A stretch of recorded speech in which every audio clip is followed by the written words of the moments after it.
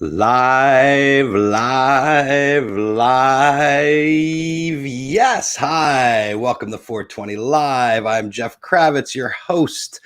Welcome to another edition of the Daily Distraction. Yes, every day I come to you at 4:20 p.m. Pacific time and entertain you, take you away from this crazy world we're in right now, and try to bring some semblance of order or some semblance of disorder to our lives. As you might know, I've retreated to the confines of Margate, New Jersey, where I am holed up, spending a lot of time changing the skin tone and getting into the Oompa Loompa realm of coloring, which I'm most fond of. And this week, we have been celebrating the past 2 days the 39th birthday of MTV. Yesterday, we had a fantastic show with two of my old friends, Rick Krim and Alex Coletti, where we talked about all the different shows they've been involved with and haven't been involved with, and the different moments that set MTV alight and, set the world on fire, and how MTV changed the way we consume music, how the way we listen to music with our eyes and our ears, and created the spectacle. And some of the stuff we're going to talk today about is the spectacle, the uncensored stuff, the stuff behind the scenes. And I believe we have Dave Levin joining us. I'm waiting for him to check in. Technology is never our friend. Either way, I will keep you entertained. I'm waiting right now, just checking the email here. Let's see if it actually sent. You know how it is. Everything and anything that can go wrong has happened to me in the past 105 days that I've been going live with you here. It's always an adventure trying to make it all work and dial it in. But that's the beauty of live is winging it. And Mom says I should be scripted and read off a teleprompter. And I'm like, well, what fun would that be? And I was like, I'll do that, Mom, when someone pays me to do it. But for now, I'm just going to wing it with my friends and come to them and talk about everything. I see you all checking in. Hello, Josh. Hello, Jim. Thanks for checking in today. I couldn't talk to you about what's happening. Well, actually, I did see some of that testimony today from Capitol Hill of our Attorney General. Our liar in chief is got a good lawman on his side who's going to do the best thing for his president, which I'm glad everybody's so on board on Washington with the great leadership we have out there. It's very important. It's very important to support the people that are in charge, because I guess they need it, because they're scaring everybody. So people are getting defensive, which I totally understand and I totally get. And always an adventure out there, folks. Every day is an adventure. Here in Jersey, it's 91 at the beach, which is absolutely way too hot. It's like you're in a chicken in the oven, just waiting for it to hit the roasting temperature. I got the brown, crispy skin now. And it's been beautiful being down here and just like unplugging from the whole world. And I thank my family for being tolerant and patient. I think everybody's probably running out a little bit right now, because we've been here. My kids have been here for 6 weeks, and I've been here for officially a week now. And it's been a total amazing experience. So, as I said, we have a guest, I think, and I'm waiting for him. But yes, Jen, what a shit show. It's a shit show out there. It's a shit. When you watch the television and you watch the news, it just keeps on dumping. It keeps on dumping on top of you and making things completely worse. And, it's a conundrum. And I don't know how to fix things. Well, I do. And that's going to happen on November 3rd. And that's why you constantly see me flashing this banner every chance I get. Headcount.org, right there on the bottom. That's where you go to register to vote and also to get the information you need to vote. And I think that's probably the most important thing, is figuring out who to vote for and what your causes are, what the things are you believe in. So that's where we are right now. And yes, it's a shit show everywhere, but I will say you should be outside as much as possible, on the beach or at a park or in a lake, and socially distance. I mean, there's lots of space out there on the beach. and everybody's been keeping their space and staying out of my zone. And I had to walk on the boardwalk last night in Atlantic City, and I wore a mask the whole time. And some people had masks on and some people don't. So I think it's really up to you to figure out what your tolerance level is and what you feel comfortable with and what's going on. So I don't see my guest. So that means this would be a first. My guests have been pretty good, but I'm going to keep checking on them. But meanwhile, I'm not going to hold you back. I wanted to talk a little bit about MTV Uncensored today, and we are. I'm going to show you this clip that my friend was going to, David Levin was going to come in and talk about. Let's see. Here we go. In the beginning was the music, but there was no one around to hear it. 7, 6, 5, 4. We've gone for main engine start. We have main engine start.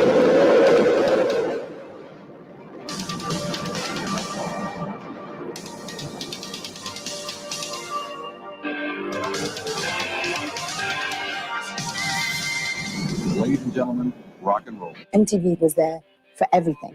You think you know MTV. I know MTV. I'm down with it. You've seen the shows. What the hell's going on in there? I know, well. Watched the videos. Met the stars. Oh! I don't bless your heart. But there's some things you don't know. I want to know the real truth. Stories MTV didn't want you to know. No, can't talk about those. Until now. There were so many unbelievable things that happened at MTV. For the next 2 hours, we'll dig deep into the MTV archives. There's actually historians, the MTV historians. Is there like a room of them? Go behind the scenes. Rolex, track it. To reveal MTV's darkest secrets. Wow, you're brutal. Its biggest disasters, most humiliating incidents, and ugliest star freakouts. You've got to admit, there are some pretty choice moments. Now, for the first time, the never-before-revealed stories of MTV Uncensored. Yes. I want my. Yeah, so MTV Uncensored, a look at the underbelly of what is at there on MTV, and let's get that off. And I'm going to talk a little bit. This is what I had planned for David to show you some of my pictures. So, as we all know, one of the biggest stars, the woman who turned MTV around. I did watch a documentary that Rick Krim gave me a link to, and it is called I Want My MTV, and it's incredible. And it really gave me an amazing history of what it was, which was basically people trying to get start a cable station when there was no cable, and they had to beg people to come on and to watch MTV. And in the middle of it, probably 85 or 6, I think, let's see, came this lady, Madonna, and she lit, I believe it was 84. She lit it up at the VMAs with her performance. I got her when I started working with MTV was 88. I'd moved to LA in 86, and I started shooting the different, he's coming. I see him. Hello, David. Can you hear me? Hello. How are you? I cannot hear you. Let's see. Give it a second. Let me see. Am I muted? Should I have Maybe a mic try on? turning your computer volume up a little bit. Turn your volume up on your computer. There we go. I hear you. Beautiful. How are you, David? Apologies. I lost track of the time. These happen when we go live. I know. That's one of the curses someone told me about. Whenever you go live, I have on occasion. You have issues. So, but thank you. It's nice to see your smiling face. How are you? I am good. I'm in the world corporate headquarters of the Dave Cave here. With everything, I have my studio back here. I could give you a tour, but it's a little strange. But good to see you, Jeff. Thanks for having me on. Thank you. So you worked. What year did you start working with MTV? I was a freelancer in 18. Okay, so I did a pilot with Warner Brothers in 1988. They owned the rights to Woodstock, and they wanted to do a show for the 20th anniversary of Woodstock, a series that would go on MTV called Woodstock Minutes. So I produced the pilot for them. And then when MTV bought the pilot, they said, do you want to come and produce it? I said, yeah. And then after that, and I was freelancing for a lot of other companies. And then after that, I freelanced steadily for them for about from 88 till 92, I'd say. Did a lot of rockumentaries and things of that nature. Came back toward the end of the 90s, I guess, 97, 98, created MTV Uncensored for them, worked for them for about, I'd say, 5 years, and on and off over the years. All right. Well, before you came in, I was talking about one of your subjects on MTV Uncensored, or on your rockumentaries. You said you did how many rockumentaries did you do? I did maybe 5 or 6, I guess. But two of your biggest are definitely Madonna and MJ, or were they all huge names? They were all pretty huge. I did Elton John. The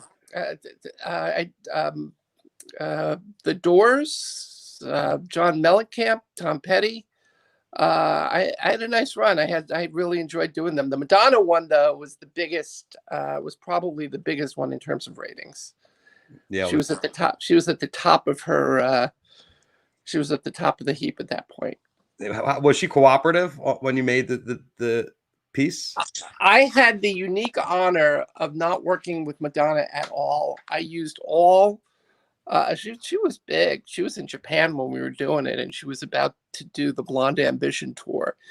And I had the unique experience of not getting any new material, although Kurt Loder sent back a brand new interview.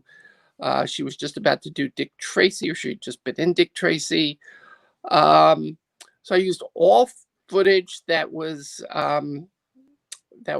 archival. And then her manager came and sat with me in the edit room just to make sure that that we were factual. Interestingly, they didn't get too interfere-y with the thing. They were pretty good about that. But there was one point that I made some kind of statement, and she said, and it was about the end of Madonna's marriage to Sean Penn.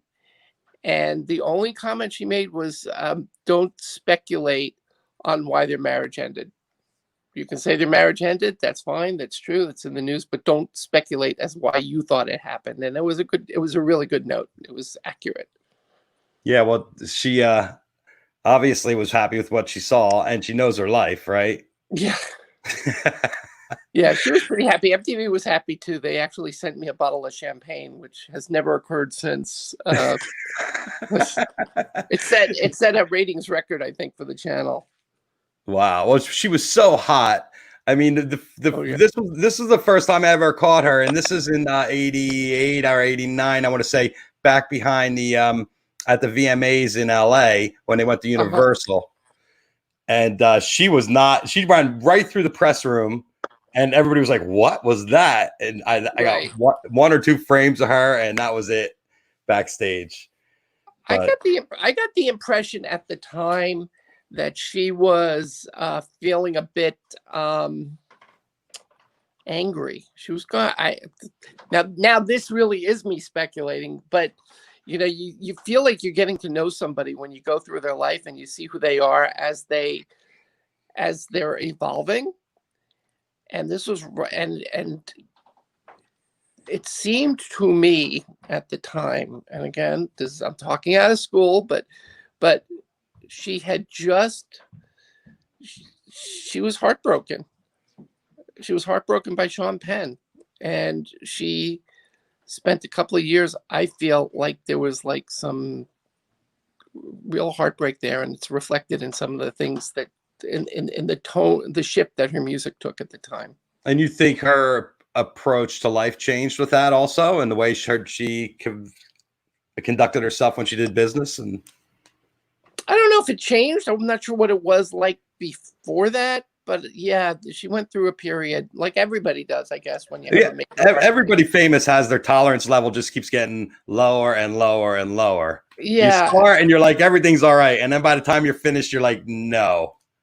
Well, everybody's different. I mean, definitely the people that I've met, most of the famous people that I've met, and I've met a few over the years, quite a few over the years, have been very nice. And in fact, most of the bigger ones have been really, really nice. And I won't say the one really huge star that I met who was really, really not nice, but Well, I had trouble with everybody. I had trouble with Don Henley back in the day. oh, Don Henley was known. He was known to be a little bit of picky. He was picky. Abby Konowich actually had to talk me out from like just going like taking his head off because he's just like not a nice guy. And he's like, Jeff, just calm down. I always used to take the point of view of putting it on them. I was at one shoot when I was at the Michael Jackson shoot. His people, we were promised full access, and we were promised interviews with. I was at the shoot for Remember the Time, and that was the one where it was like Egypt and directed by John Singleton, who had just come off his very first movie. And he was like a newcomer. I mean, the John Singleton I met that day was very different than the John Singleton who was out there years later, you know, who was much more suave and sophisticated but John was like really excited. He was like a kid with a new toy. He's on the set at Universal, but they originally they were originally set up to do certain interviews, including possibly Michael, and then they kept trying to kick us off the set. And we were very nice. We were very low key, very fly on the wall, and they was like, well, you're not going to get an interview with any of the people we promised you interviews with. I said, okay. And the guy looks at me like, okay. I said, yeah, it's fine. He's like, and he was expecting me to throw a temper tantrum. And it's just not my style. And I just looked at him and said, yeah, that's fine. That's fine. He said, don't you want, I said, look, I'm going to go back to MTV in New York, and they're going to ask me why I don't have those interviews, and I will tell them that, and I'll mention his name, didn't let me have the interviews, that you weren't able to provide them for me, and even though you had promised, I said, and then I'll go and I'll cut my show, and those interviews will not be in them. And since we are doing this show to correspond with the premiere of Remember the Time, Michael will be watching, and he'll see that the show is not as good as it could have been. And he'll ask why the show is not as good as it could have been. And I will just have to tell him why the show is not as good as it could have been. So that's fine. I'm just doing my job. I'll do the best job I can with the materials at hand. And that's the way it'll be. 3 minutes later, John Singleton was sitting in front of my camera. Well, MTV was incredibly powerful. I mean, it wasn't always like that. It wasn't always incredibly powerful. In the beginning, they couldn't even get arrested, right? True, but you have to remember, at a certain point, it became a symbiotic relationship. At the point at which Michael Jackson needed MTV and MTV needed Michael Jackson. So at that point, they were feeding each other. Neither one of them could afford to be precious with the other. They both needed each other, and it worked. I mean, the celebrities needed MTV, and MTV needed the celebrities. Well, especially Michael Jackson, because at that point, MTV was getting an incredible amount of heat for the lack of black talent on the show. Well, this came a little later. I mean, this is already, we're talking about, the Dangerous album, right? Okay, which is 1990, I guess, right. Which is a good 4 or 5 years after, or 6 or 7 years after Thriller, which changed everything. Of course, they did. MTV started out as and I wasn't there at the time, so but I'm just speaking on the basis of all the research. We know the history, right? But it started out, it was like a New York FM, album oriented rock, AOR radio station, but on TV. Well, that's where everybody they hired, that was what they knew, because they all came from radio, and that's how everybody was programmed all those years, right? Right. You gotta have a format, you gotta have an audience that listens to that format, you gotta get the advertisers for those listeners. Well, the other aspect of it, though, was at the beginning, there weren't a lot of videos. I mean, the very beginning, the very first, there weren't a ton of videos. It's like Tom Preston told me every other video was Rod Stewart. The very first concert that ever aired on MTV, the very first live concert, and it's hard to believe now, Charlie Daniels, who just passed away. Charlie Daniels. I mean, it was like the promo was for Devil Went Down to Georgia, and that was MTV's very first concert. If it was music, it went on MTV.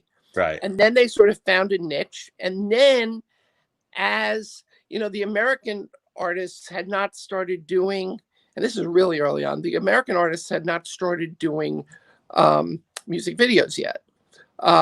They were all coming from Britain, which is why you have so many of the Duran Durans, people of that, of that ilk. That were a lot of British bands, some punk stuff. Part of the issue is the American labels didn't want to pay for the videos; they wanted MTV to pay for them. They're like, we're not going to spend all this money. Well, they ended up spending all that money. And a lot more, too, because it got really picky in the day. In the beginning, it was a desert. But as things grow, there's a limited amount of time on that network for videos. So here's the secret of TV, or at least it was back when there was no internet and no shows like you and I do. The secret of TV, and the way I always produced my shows, was real estate. Time is your real estate. You were selling time, and time is limited on TV. There's only 30 minutes in 30 minutes. And so you only have a certain amount of time to put what you're going to put on the air.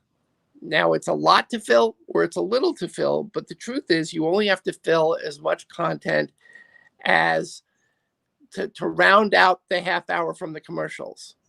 So when I would come up with a show idea, or when I would be putting together a show, the first thing I would do is map out minute by minute what's going to be on the show and how many minutes do I actually have to fill. So if you think of the show as being later on, MTV shows were 21 minutes and 30 seconds. And then the remainder they filled with interstitial and MTV News and commercials. This is when half-hour shows kicked in way later. So I'm like, all right, so I got 21 and a half minutes to fill. The last 30 seconds is credits. So now I have 21 minutes to fill. The opening is a minute long with the tease, the super tease. So now I only have 20 minutes to fill. And then, well, we have commercials and we have bumpers and we have coming up next. And if you count that out to about 45 seconds to a minute, well, now I only have 19 minutes to fill. So literally each act is 6 minutes long, which is nothing. You can do that in your sleep. It's all real estate. And back then the real estate was filled with VJs way back when in 1981, when it was filled with VJs, and it was filled with music videos.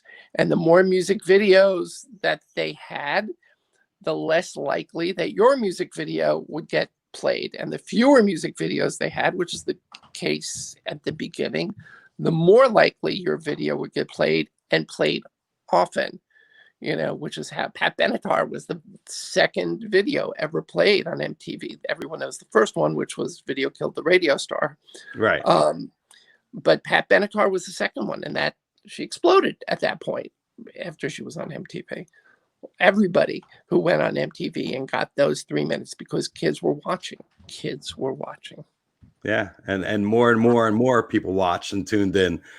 So talk a little bit about Uncensored and how that came into your life. Uncensored started out as somebody else was producing Uncensored at first. Well, okay. So what happened was I was a freelancer at MTV, and every year for the Video Music Awards, they would produce a special the best of the Video Music Awards, the worst of the Video Music Awards, something to promote the Video Music Awards. Right. So they, we were at a meeting, and Dave Cerolnik, he said, we want the untold stories of the Video Music Awards. And the guy who was assigned to produce the 2-hour special, which was going to be part of a series that was called Ultrasound, was happy to do it, but he was really he had been there for a while, and he was sort of ready to move on, and this wasn't his thing. But for me, I love doing pop culture history type stuff. I love sort of digging in and figuring out what was it really like, and finding those moments that just sort of go, wow, I didn't know that happened. I love people when they watch my stuff to say, holy right cow, at least a couple of the times. Story inside the story, and also the story we're most interested in is like what happens when we see something like this take place on stage, which is the Michael Jackson Lisa Marie moment, where I don't even think she knew that was coming. I don't know if she knew it or not, but I know that the response at the time was people were like, oh, because he wanted to prove, I guess. He had something to prove. I don't know what he had to prove, but he had something to prove. Maybe that he liked adult women. I don't know. Well, that was ultimately the signal there was, hey, look, I can kiss a girl. Yeah. But well, Madonna proved that multiple times on the VMAs. The key behind Uncensored, the first one was the VMA Uncensored, and I just jumped right in, and I actually started putting together my acts before anyone else, because I just really wanted to do it. And the first thing I did was I took every performance from the VMAs and cut them into 3-second chunks and turned it into this mega mix, which was like 10 minutes long. And I just did it for fun, just to get a sense of what it was like. And it ended up becoming like the centerpiece of the show, like the middle act. And I was originally only supposed to do 2 acts. I ended up doing 5 acts of like a 9-act show, and loved it, and just loved it. And the show, which was just supposed to be a promotion for the Video Music Awards, got huge ratings. And it was the talk, I was told, of the VMAs that year. And everybody was talking about the stories that were revealed about past Video Music Awards. And what we discovered was that the concept behind the Video Music Awards, that they're live and that anything can happen on a live show. Witness this. I showed up late, and you were going, I'm going to kill that guy. Which frequently happened at the Video Music Awards. So the idea is anything can happen on a live show. So if you're watching the VMA Uncensored, by the end of the show, we say, look, anything can happen on a live show. You better tune in, because you might not see it when it's rebroadcast. So you want to watch it live. You want to watch the VMAs live this year, because you don't want to miss a thing, because anything can happen on a live broadcast. And that became sort of the mantra. The other part of it was, let's tell people things that MTV, the idea became, here's the stories that MTV didn't want you to know. Even though even though it's an MTV show. By the time, right, but people were like, oh my God, they didn't want me to know this, and I have to watch. I mean, that became one of our mantras. So after that one aired, and not only did it do well in the ratings, it did great on subsequent ratings. I mean, it was like a ratings juggernaut for a while, to the point where it spun off to 5 years. We ended up doing Spring Break Uncensored and MTV Uncensored, which was the story of the channel, the network. We did Movie Awards Uncensored. We did Jim Carrey Uncensored. So what were a couple of revelations? Let's start with the VMAs. What were a couple of revelations you pulled out of that show that you didn't even know? Well, by the time we had been doing it for a couple of years, they actually let us shoot backstage at the VMAs. So we had our little our little crew with our little tiny little cameras running around backstage at the VMAs. And sometimes there'd be a story unfolding before. Sometimes there'd be a story unfolding that we didn't even know ourselves. So we were backstage at the VMAs, and we all saw, oh man, his name is now slipping. Well, it was a celebrity. There was a celebrity there, and we're looking around, and I'm like, was he there? Was he really at the VMAs? Because nobody recalled him being invited. And we each caught this guy on camera. He's walking around, Lenny Kravitz. He's walking around, he's talking to people, he's getting in, people are getting pictures snapped with him, but it wasn't Lenny Kravitz. No, wrong. It wasn't Lenny, it was Slash. Is that who it was? Yeah, it was a fake Slash showed up. And no, in this case, it was a Lenny Kravitz. It was a fake Lenny Kravitz showed up too? Yeah. Yeah, and this Lenny Kravitz guy, yeah, there may have been a Slash one, but we got there all was the a Slash. I remember the Slash one because we took his picture. Next thing I know, the cops are kicking him out. Yeah, well, these things happen. People would try to sneak in. He was at the celebrities get these little perks. They get these little gifts, the gift suites and stuff, right? Right. So this guy was at the gift suite, and so he kept getting kicked out of different places, but he eventually got in. And we all caught footage of this Lenny Kravitz guy, except Lenny Kravitz is like my height, like here, and this guy was much taller. And so we got back to the offices, and we're looking at all our footage. We have all these footage of this Lenny Kravitz guy. Turns out it wasn't Lenny Kravitz. So we did a little research, and we found out that and then we interviewed Lenny Kravitz about it. He's like, I was not at the VMAs this year. That was one of those funny stories. I'm trying to think of something else about the VMAs. Well, I got a great one. Tell me. It was about this guy, and I think this was actually the VMA. This is Madonna Eminem, and it was him and the insult dog. Oh yeah, that Triumph. I remember that. Triumph the dog had insulted him so hard, and he was so mad. Yeah, he was. I mean, he was fuming. And I came out from backstage, and I could hear Eminem behind me. Just had a producer up against the wall, and he was railing the guy. And it was Radio City, very small hallways, very small doors. And I opened the door to go back into the audience, and here comes the guy who does, I believe his name's Rob. He does the voice for the insult dog with Triumph in his hand. And I said, you do not want to go in there. Eminem will tear your head off. And he goes, thanks. Turned around and walked out. Here's a story that I witnessed that I don't remember if we told this story or not at the VMAs.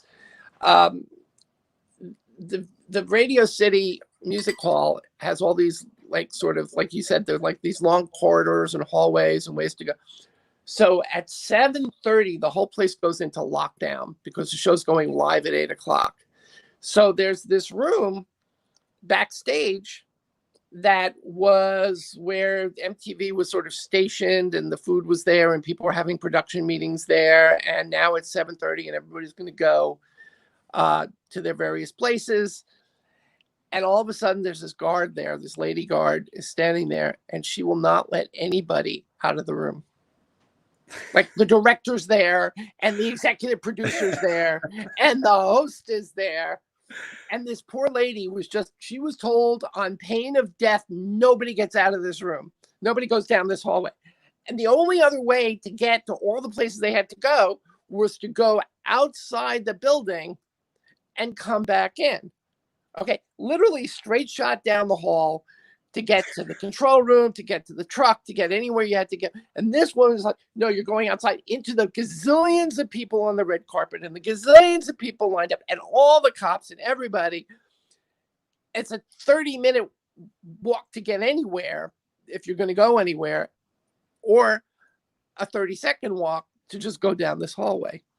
And people are screaming and people are yelling, and this poor woman is like, and she stood her ground because she did not want to lose her job. I felt really bad for him. People are cajoling her. Finally, I think they managed to get her boss up, and her boss was like, and and we're talking 20 some odd years ago. So I'm hoping it's okay to tell this story now. That was one that I witnessed. There were other stories, people walking off. Oh, okay. So here's a good one. So in the VMAs one year, the U2 was going up, and this is before there were widescreen TVs, but they had widescreen TVs behind them. And the widescreen TVs were behind them. There were 3 huge widescreen monitors behind U2 on stage, and they were going to come down, and the TVs were going to come up, and they were going to come up on this platform at Radio City. And it's the day before the VMAs, and Bono takes a look at this, and he goes, "Nuh-uh. No. He didn't like it. He didn't like that they were horizontal. He goes, that's not rock and roll. He goes, this is rock and roll." So if you know anything about setting up a stage, it took a very long time for them to turn those monitors vertical. Of course, now everybody does their monitors vertical, right, on the telephones. But at that point, that's what Bono considered rock and roll. So they did it, and they had it ready. And I don't know if they actually got a full dress rehearsal with it like that, but the show came on, and now Bono and U2 are up there, and they start playing, and their stage starts to rise, and poof, blackout. Everything on stage blacks out. Nothing's going. Oh my God. So they say, okay, we'll go to a commercial. They bring everything back down. As they're bringing it down, everything comes back. The electricity comes back. They come back from the commercial, and they run as many commercials as they can run. And they say, okay, we're going to do it again. So they start again, and they go, and the thing starts rising, and they're doing their song, and boom, same spot, everything it blacks out. Well, they leave, they go to promos, they go to whatever they can go to. And the next thing you know, they finally figured out what the problem was. There was a plug, like a regular plug. And as they would pass this point, the plug would become taut and then unplug itself. The first time when they brought it back down again, it sort of plugged itself back in, but they realized there was a plug behind the drummer, and it would pull, and all the electricity would go out. So they figured it out. Happy ending. They did their thing. But imagine being live, national broadcast, and this is the biggest show of the year for MTV. This is where all the advertisers are. It's one of the biggest shows. It's one of the biggest shows on television in general every year. It's one of the highest rated shows of the year, almost every year. Yep. So that was big. That was a huge. Those were a couple of stories. Some of them I got to witness. I got to see. I was like 3 feet away from Britney when she was introduced to the snake. And we got that all on camera, which was very cool. That was the first time she met the snake. When she met the snake, and she's looking at this snake, and she's freaking out. And I got to say, she was quite the trooper when that snake started crawling around on her on stage. It was pretty amazing. But that first moment when she saw it, she screamed like any self-respecting female. No, I'm not going to say that, but any young girl who was in that situation. Well, you can see the head's the head on the pictures it's heading towards her. Yeah, well, you can't blame the snake. I mean, she was. It was a moment, but getting to see her meet the snake for the very first time, and not knowing, at that moment, nobody had seen that iconic moment. Now everybody knows it. If they were around at the time, that was iconic. I think Mad Magazine did a cover with her on with the snake. I think it had Alfred E. Newman's face on the snake. Pretty classic. Some other classic VMA moments that I got. This is Lady Gaga dressed as her alter ego Sal, I think his name was, and that's with Britney. And then this classic moment of Beyonce holding her belly. This was the Super Bowl with Aerosmith and the MTV produced Super Bowl. The snake. Britney was a force at MTV. She was constantly on. They couldn't get enough of her. I mean, she was like the new Madonna, right? When she came out, she was like the next. That's why the kiss was so iconic. Oh my God! It was the two the old and the young coming together. Two generations with yeah, that was quite a moment. Absolutely insane. And there's John and all here's these guys. Yeah. This is the performance of Pauly Pavilion.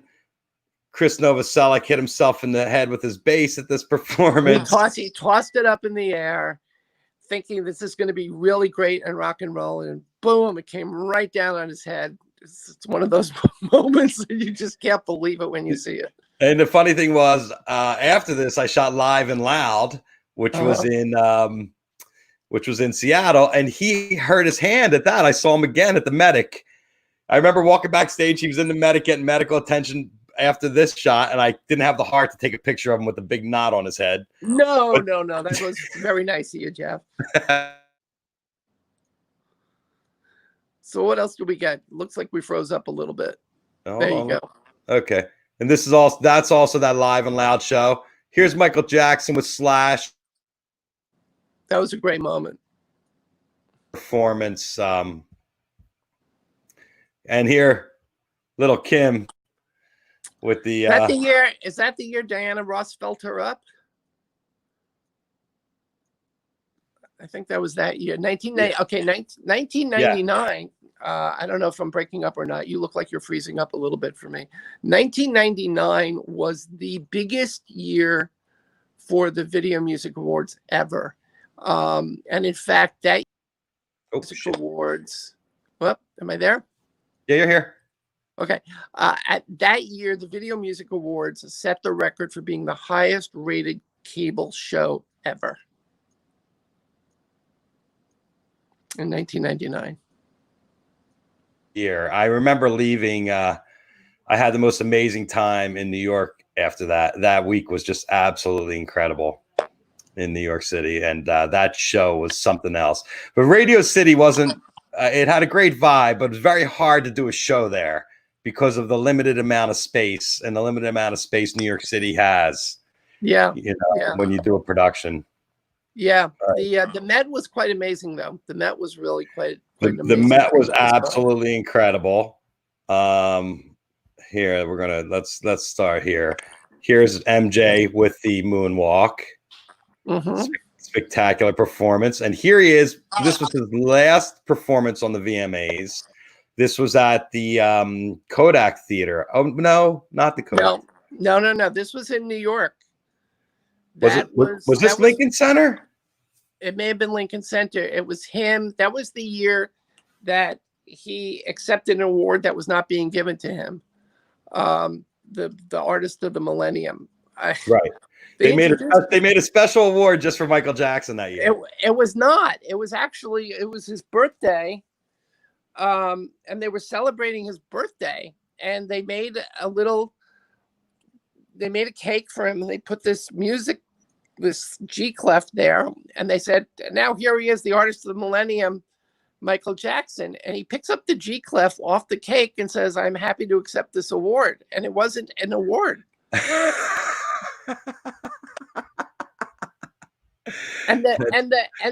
was in the control room at the time, and they're literally sitting there with their mouths wide. They're like, the what?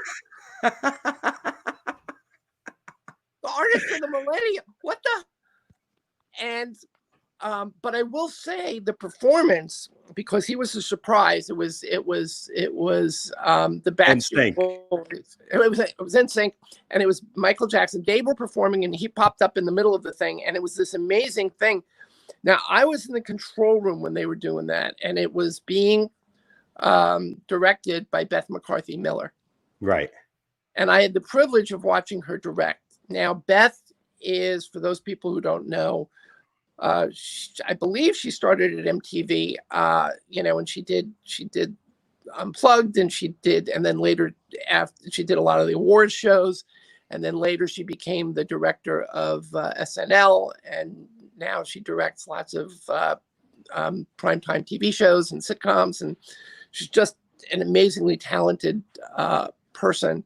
And she directed that I'd never seen anything like it. It was a live performance that was directed like a fast-cutting music video. I think there were maybe there were 11 cameras, maybe there were more, maybe there were less, but every beat was a cut. I had never seen a musical performance like that before or since, done live. And I watched her working like a well-oiled machine with her technical director. That's the guy who pushes the buttons, and her AD, the assistant director, who's the person who's sort of helping to set shots up. Fast cutting. If you ever get a chance to see it, I don't know if it's on YouTube, but if you ever get a chance to see Michael Jackson and NSYNC's performance at that year's VMAs, watch it. For me, it was a masterclass on how to edit live, on how to call. Somewhere in the MTV archives, there is the tape that I recorded of that being of her calling those shots. The shots. I had a tiny little camera, and I was able to get in a way that I was not intruding on it, and I was just in awe of what I saw, the talent that was in that room. Every shot was pre-scripted. There was absolutely no waste, no fat. It was just planned to the microsecond. And it was one of those moments that I'll never forget. Yeah, well, Beth definitely knows what she's doing. She's had tons of experience. Here was another moment there where they put Michael together with Brittany, and she gave him an award. I believe this was Icon or something along those lines. I'm not exactly sure. Are you sure this is not from Madame Tussauds? It looks a lot like a Madame Tussauds exhibit. And you know what? His face is pretty scary. And this was not scripted. No, this was a moment. This is a moment in both their careers that you want to point to Kanye and what he's doing now, and this is like the seminal event. This is the original sin. This is the moment when both their lives intersected in a way that no one can ever forget. And I can't listen to. I still to this day I can't listen to Taylor Swift or Kanye without thinking of this. And just, and Beyonce's reaction was just like, Yeah, well, I had gotten there early. I had my camera set up in the back, and I could see Kanye in the front row. He had a bottle of Hennessy with the blue label on it, and he was drinking out of the bottle and handing to everybody around him. This is before the show. So he got in the audience, and he's just partying with whoever will have a sip with him. And I'm like, that cannot be good. And as I'm watching in my camera, I can see a shadow walk up the steps. And I'm like, what is that? And then I could not tell if it was scripted or not, because MTV always does crazy things. Yeah. But then when I started looking at Taylor in my lens and saw the way she was acting, I knew it was not scripted. Oh my gosh. But a seminal moment in MTV history, and they definitely had to increase the security for the celebrities in the front to keep them in their seats, because they just didn't know what was possible to happen. That's what means anything can happen live, and no matter how much you plan, someone's going. Well, there was the year at Lincoln Center when Diddy drove up on a party truck. They were not expecting, or maybe it was a double-decker bus. He drove up and performed. They didn't have anybody set up he just did an impromptu performance. He hadn't told anybody in front of Lincoln Center. Yeah, he pulled up in his bus. His bus, yeah. And it was just like, okay, we hadn't planned for this. What do we do? And the funny thing is, because there's such tight security on the plans for the night, like everybody wants to know what's the surprise going to be. Like there are people who are supposed to be in the loop but people who might usually be in the loop sometimes are not in the loop for some of these surprises. And this was like, nobody knew what to make of it. Like, should we have planned for why didn't anybody tell me? And it was like, and in that moment, when you're sitting there and you've got your walkie-talkies and you're like, what do we do? What's the next move? And yeah, exactly. Okay, get the cameras. Too funny. And well, rolling with it, that's the whole thing is watching people learn to roll with it and learn how to work live. Yeah. I did watch the I Want My MTV documentary. I don't know if you've seen it yet. I saw it. But it was great. And one of the things they talk about is when they went to the VJs and was like, you guys, no more scripts, no more teleprompters. Yep. You guys are now winging it. Yep. Which I thought was very, very cool. Here's a scripted moment that set the world on fire. See, this is why my wife doesn't want my daughter to watch Hannah Montana anymore. Well, Hannah Montana was fine. It's what happened to her 10 years later. I'm kidding.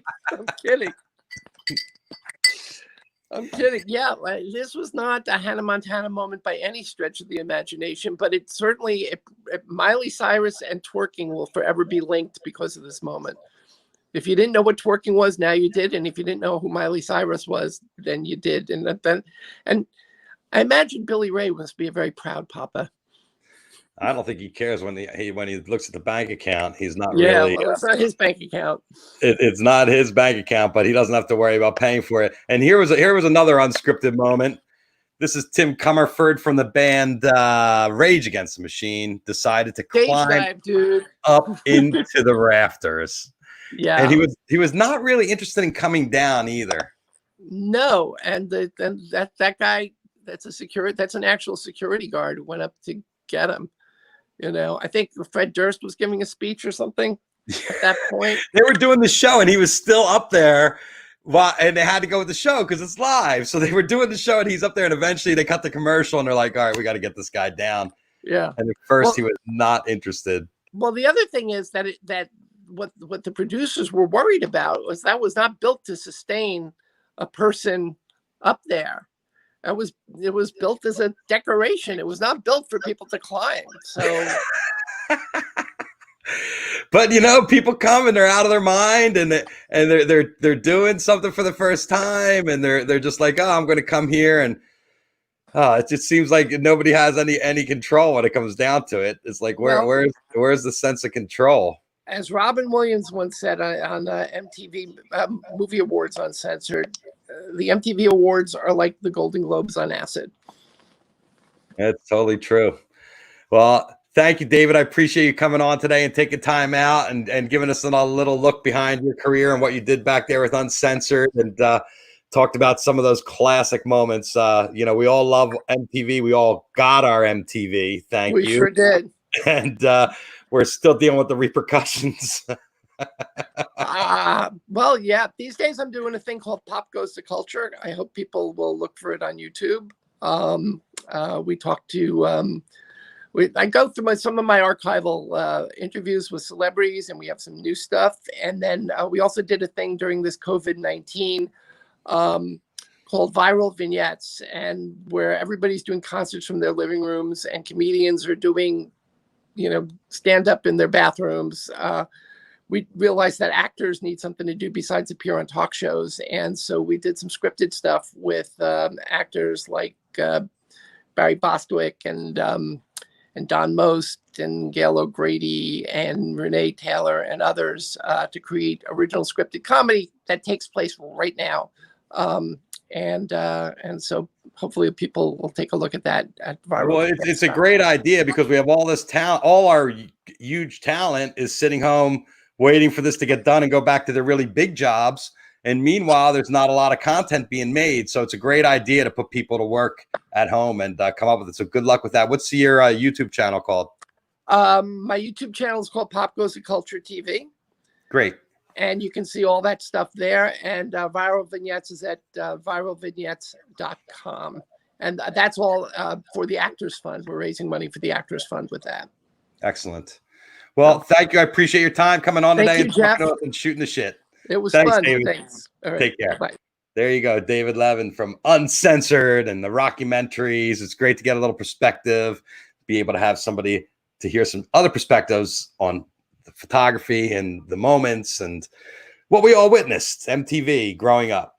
Tomorrow we got Doug Herzog coming on. Doug, he is one of my oldest compatriots out there. We are both huge music fans. I would see him more at different concerts all around town and Coachella. We'd hang out, and he's just a great guy. And we look forward to catching up with him. He was an executive. He was running the whole show, all of Viacom there for a while, their entertainment properties, and Spike TV and VH1 and the Comedy Central, everything. So we'll get some perspective on Doug. We're talking to Matt Pinfield and Alan Hunter, and that's going to be our week, I believe, our celebration of MTV's 39th. I thank you all for tuning in. Peace, love, happiness to everybody out there. Here's the hug. Thank you, my guest, David Levin, for today. And